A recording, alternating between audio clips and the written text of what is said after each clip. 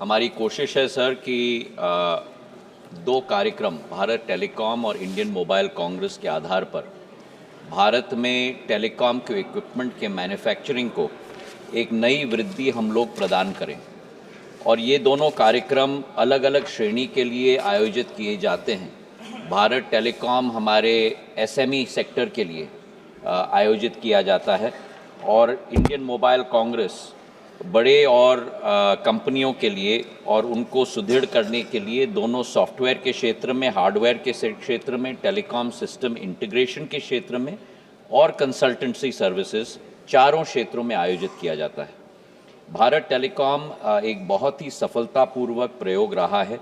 टीईपीसी और भारत सरकार के दूरसंचार मंत्रालय के अंतर्गत इस वर्ष हमारे 135 अंतर्राष्ट्रीय डेलीगेट्स आए 31 देशों से।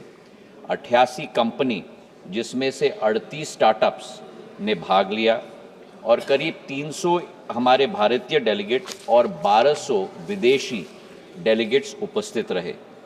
इन दोनों कार्यक्रमों के आधार पर सर, मैं सदन के पटल पर ये सूचना रखना चाहता हूँ कि पिछले 5 वर्षों में जो हमारे भारत के टेलीकॉम इक्विपमेंट की एक्सपोर्ट्स की वृद्धि हुई है, जो 10,000 करोड़ का आंकड़ा 2020-21 में हुआ था, 2024-25 में हमारी निर्यात बढ़ के 18,000 करोड़ 406 करोड़ हो चुकी है सर।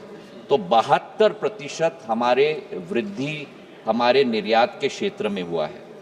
आयात का क्षेत्र थम गया है, 51,000 करोड़ 2020-21 में था और आज भी उतना ही 51,000 करोड़ तक ही टिका है।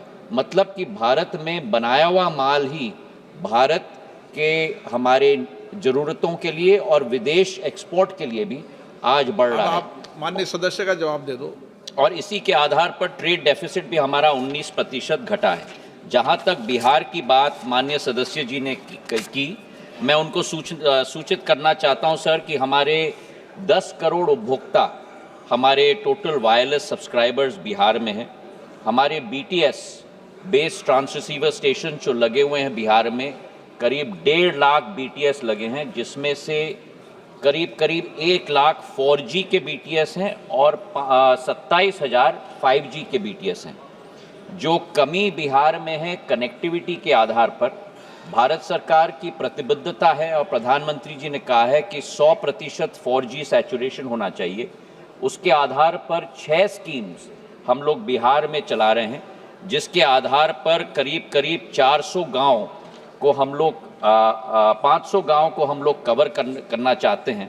और इसमें से हम लोग ने आज तक 390 गांव को कवर किया है और शेष जो गांव बाकी है वो आने वाले मई 2026 तक हम लोग पूरा करने वाले हैं। हमारे LW फेज़ 1 अपग्रेडेशन के आधार पर, LW फेज़ 2 के आधार पर, 502 एस्पिरेशनल डिस्ट्रिक्ट के आधार पर, अनकवर्ड विलेज स्कीम के आधार पर, 4G सैचुरेशन स्कीम के आधार पर और BOP और BIP के आधार पर।